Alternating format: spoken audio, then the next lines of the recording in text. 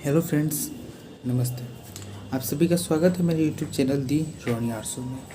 ये मेरी दूसरी वीडियो है और आज की इस वीडियो में हम बात करने वाले हैं राम मंदिर बाबरी मस्जिद मुद्दा, काशी विश्वनाथ मंदिर ज्ञानवापी मस्जिद मुद्दा, कृष्ण जन्मभूमि मंदिर और शाही ईदगाह मुद्दा। ये तीनों मुद्दे एक ऐसे मुद्दे हैं जो काफ़ी संवेदनशील है और बाबरी मस्जिद और राम मंदिर के मुद्दे पे सुप्रीम कोर्ट ने अपना फैसला सुना दिया है। राम मंदिर के हक में फैसला आया था और राम मंदिर की शिलान्यास भी हो चुकी है, पर कृष्ण जन्मभूमि और शाही ईदगाह वाला मुद्दा और काशी विश्वनाथ मंदिर और ज्ञानवापी मस्जिद वाला मुद्दा, इन दोनों पे भी सुप्रीम कोर्ट में केस चल रहा है। तो आइए सबसे पहले आज हम बात करेंगे बाबरी मस्जिद और राम मंदिर मुद्दे पे। तो चलिए हम इसकी शुरुआत से आते हैं। आप सभी बाबरी वर्ड सुनते हैं तो सबको लगता है कि यह बाबर के नाम पे है। जी बिल्कुल नहीं। बाबर ने खुद अपने बाबरनामा में लिखा है, मतलब जो भी हुमायूं नामा हुआ, अकबरनामा हुआ, किसी और ने लिखा, बट बाबरनामा बाबर ने खुद लिखा था। उसमें उसने खुद लिखा है कि जब उसे भारत से आमंत्रण आया था तो वो जब भारत आया था तो उसे बाजार में सेंट्रल एशिया के एक लड़का दिखा। बाबर को वो लड़का पसंद आ गया। बाबर ने उस लड़के को अपने साथ भारत ले आया।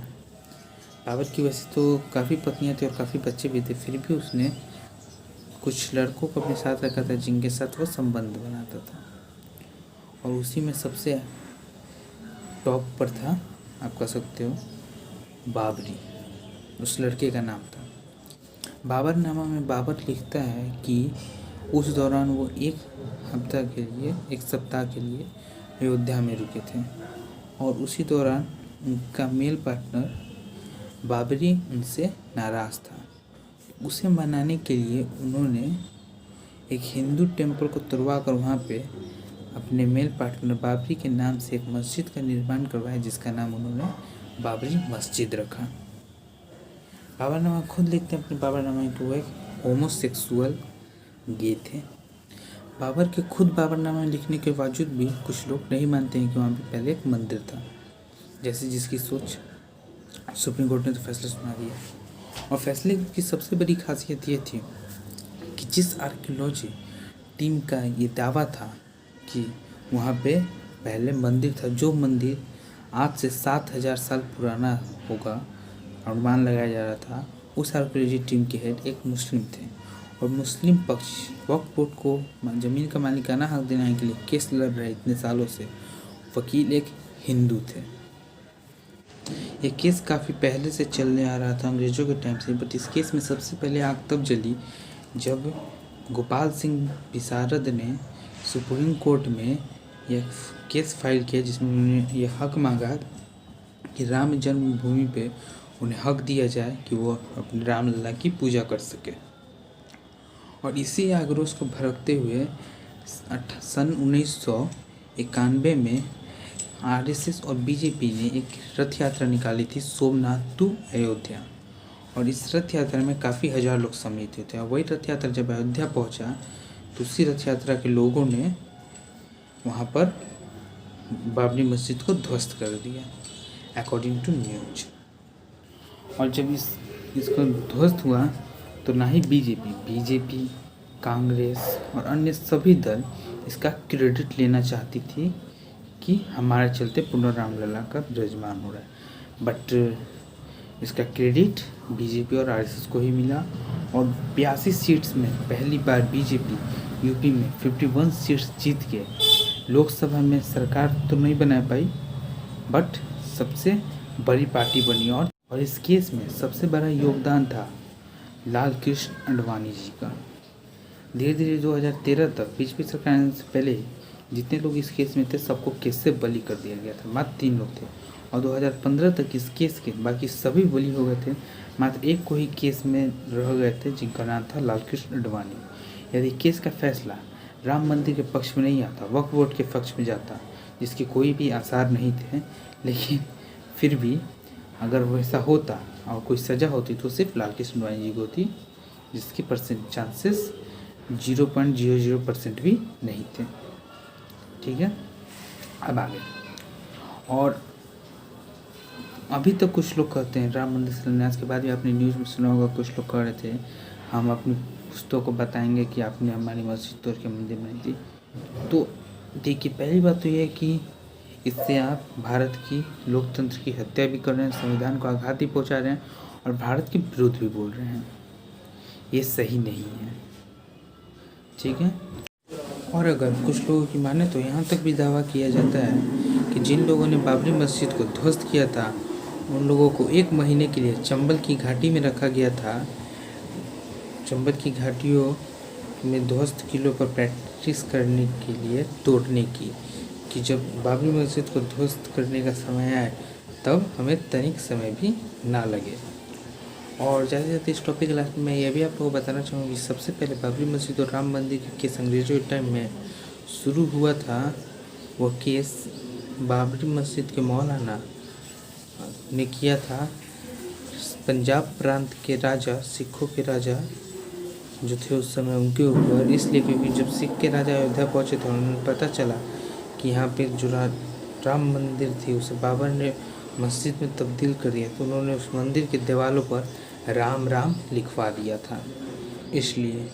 और फर्स्ट टाइम वो केस सिख प्रांत के राजा ही जीते।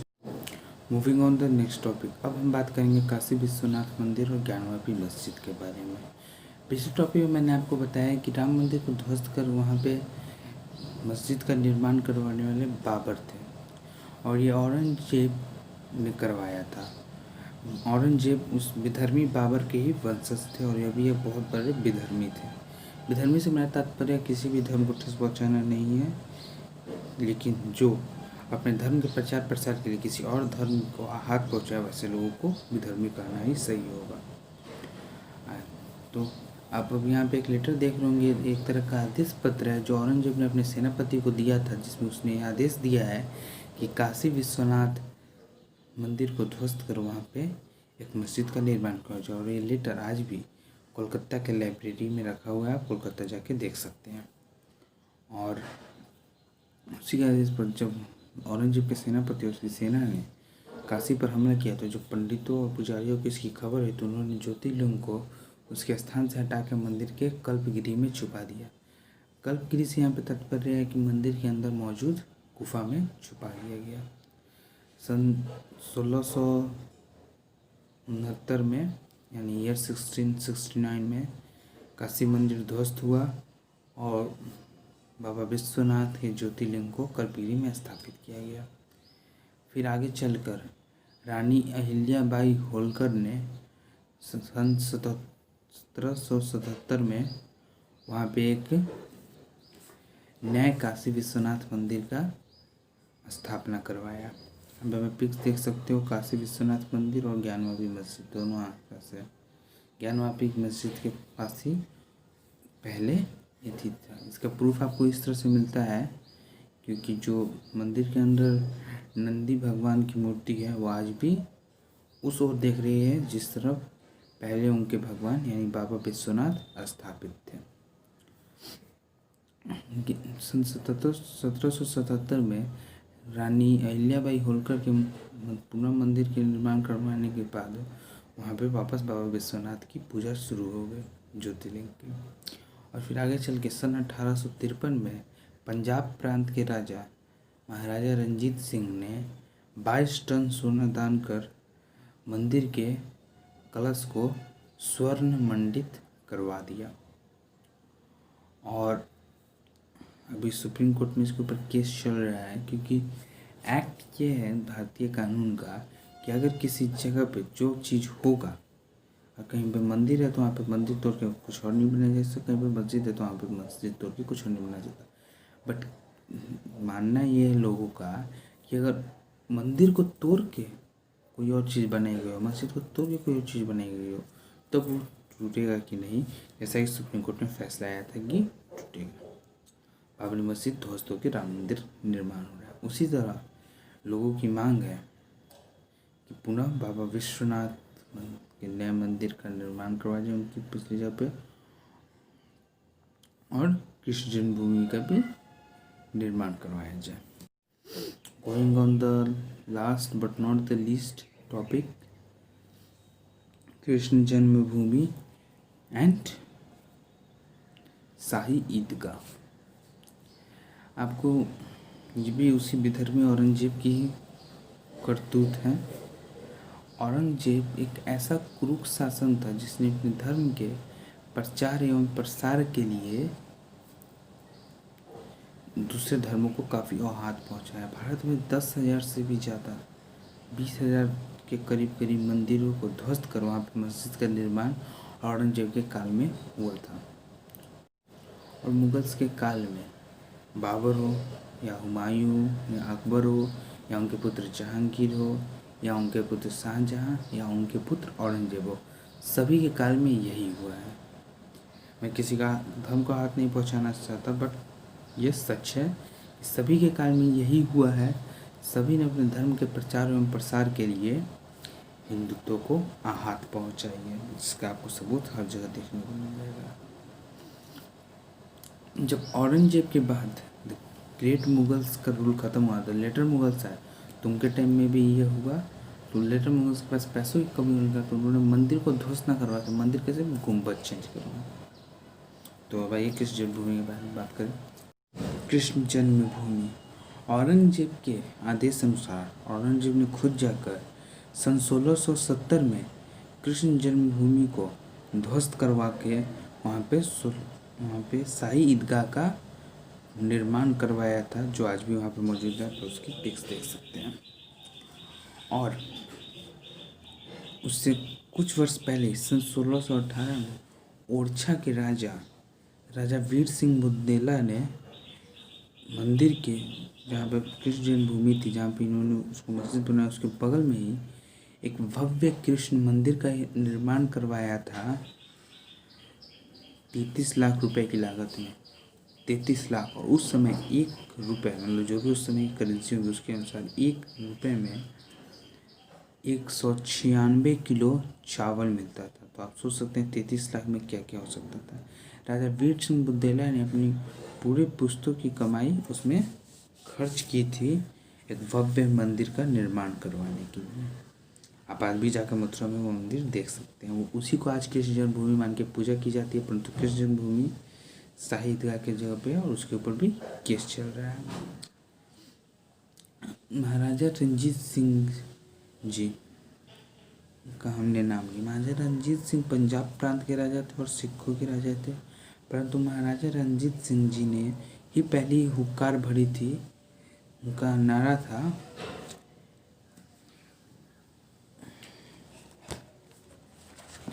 हिंदुओं हुक्कार भरो, आगे बढ़ो, तुम्हारा अस्तित्व खतरे में है, अपने धर्म की रक्षा करो, शस्त्र उठाओ और अपने मंदिरों को बचाओ। यह उन्होंने एक स्लोगन कहा था जब उन्हें पता चला कि कितने मंदिर ध्वस्त होकर मस्जिद बने हैं और अंग्रेजी सरकार से मांग की थी, but due to some issue पुनः उनका काम पूरा नहीं हो चुका। अगर आप ऑनलाइन गूगल पे सर्च करके पता करें कैसे कितने मंदिर है भारत में जहाँ मंदिरों को ध्वस्त करवा के मस्जिद या कुछ और चर्च कुछ भी बनवाया गया हो, तो आपको पता चलेगा 40,000 से 50,000 ऐसे मंदिर थे जिन्हें ध्वस्त कर वहाँ पे कुछ और किसी और धर्म का प्रतिचिन्ह बनवाया गया। और अगर आप सर्च करो कि क्या कोई ऐसा मस्जिद है जहाँ जिसे ध्वस्त करके वहाँ पे मंदिर का निर्माण करवाया था, आपको पता चलेगा मात्र एक, जो बाबरी मस्जिद थी जहाँ पर राम मंदिर का पुनर्निर्माण हो रहा है। और वो भी सिर्फ इसलिए क्योंकि वहाँ पे बाबरी मस्जिद से पहले राम मंदिर का अस्तित्व था। आर्कियोलॉजी टीम ने खुद दावा किया था 7,000 पुराने मंदिर का, भगवान श्री रामचंद्र महाराज का मंदिर का।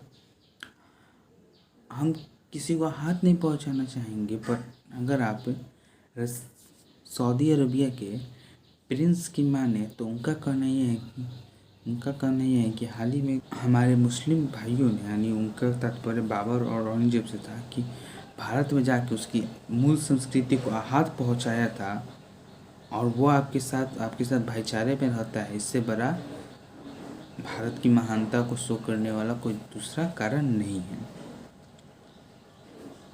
तो मैं यही कहूँगा, सेकुलरिज्म में विश्वास रखिए पर अपने धर्म के अस्तित्व को मत भूलिए। ठीक है, आज की वीडियो यहीं तक रहने देते हैं। अगर आपको वीडियो पसंद आई हो तो लाइक कीजिए, कमेंट करके बताइएगा कैसी लगी वीडियो, और प्लीज़ मेरे चैनल को सब्सक्राइब कीजिएगा फॉर द लेटेस्ट अपडेट, और बेल आइकन पे क्लिक करना मत भूलिएगा। इस वीडियो को प्लीज़ अपने सारे फ्रेंड्स के साथ शेयर करें। Have the good day. जय श्री राम, जय श्री कृष्ण, हर हर महादेव।